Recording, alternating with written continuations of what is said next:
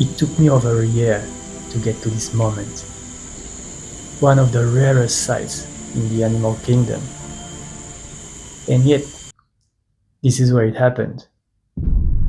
Singapore, one of the most urbanized countries in the world. But in its last fragments of rainforest, something almost forgotten still survives. One of the rarest primates on Earth, the Raffles Banded Langur.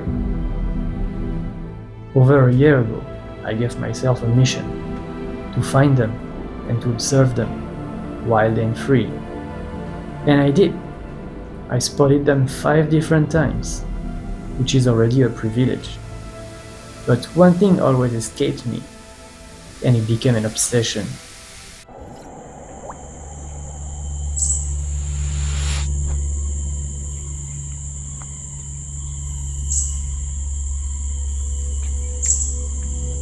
There are only about 250 left in southern peninsular Malaysia, and around 70 in Singapore.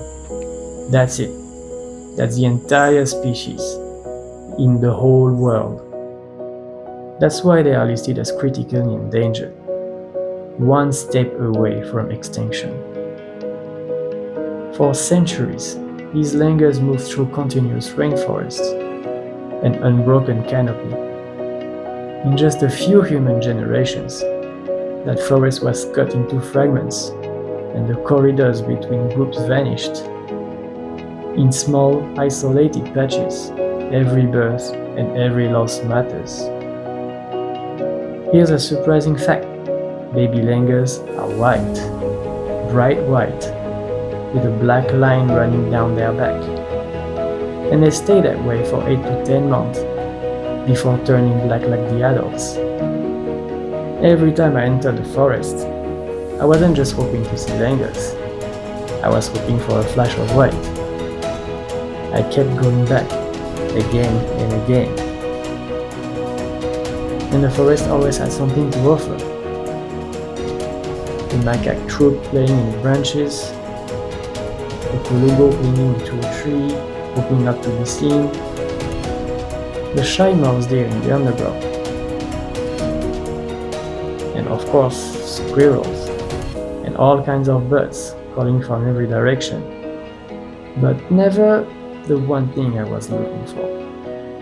The forest was full of life and full of distractions, but the white baby kept slipping away. You can walk through this forest 100 times and never see them. You need luck and a lot of patience. That day, I wasn't even planning anything serious. I was in a park in the area. I had some time, so I thought, why not? I stepped into the forest just for a quick look, and 15 minutes later, black shapes deep into the forest. Langurs, hidden, resting, mostly still, just 2 of them visible at first. Then I noticed it. The female was cradling something. A small, bright shape clung to her belly. My first white baby. For a moment, she looked straight at me, as if acknowledging my presence in her world. She seemed at ease, glancing up at the canopy around her, taking in her forest home.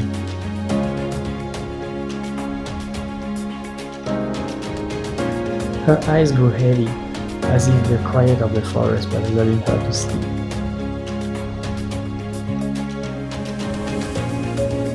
For more than half an hour, it was just the 2 of them in view. Then, movement deeper in the canopy.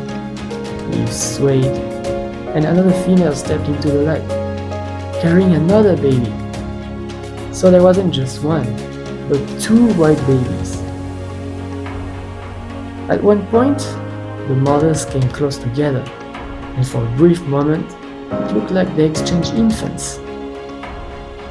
In some primates, including other leaf monkeys, females will occasionally hold or carry each other's young. a behavior thought to strengthen social bonds.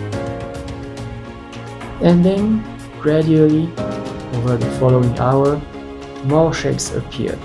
The whole family began to move.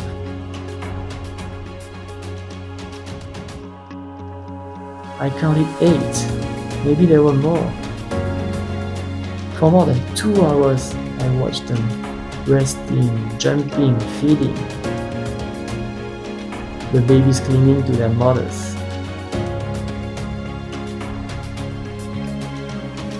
I looked around me, 8 langurs and 2 white babies, and I realized I was face to face with more than 10% of the entire population in Singapore.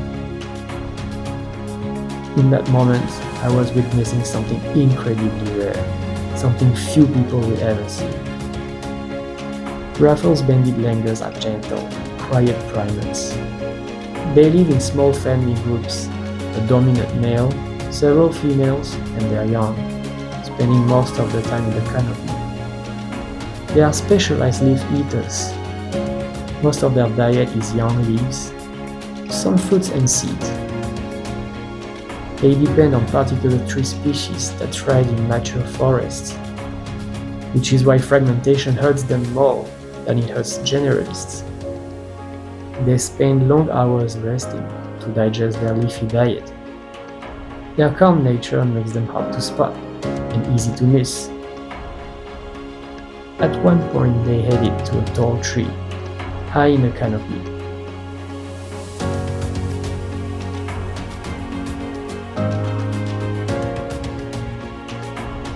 I thought that was it, the end of the encounter, as the group was starting to move further into the forest.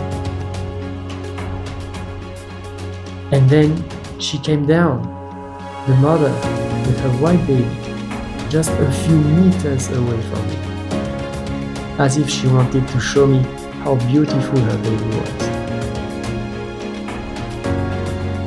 She probably didn't realize it, but she was giving me a gift. Because when you know how rare they are, how few of them are left, the odds of witnessing something like this feel almost impossible. But here it is. I had been waiting for this for more than a year. I came to the forest again and again for this very moment, and it was all worth it. It's a moment I will never forget.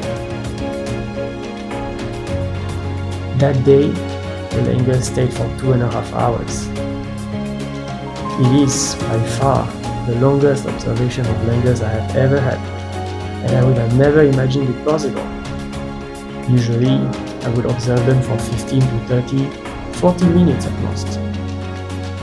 After offering me this truly magical moment, she also disappeared into the forest with the rest of the group. Maybe to avoid confrontation with a troop of long-tailed macaques approaching. These forests are small, their population is tiny, and yet they live, they raise their young, they carry on. Once they lived across much of southern Malaysia. Today, just a few dozen survive in Singapore.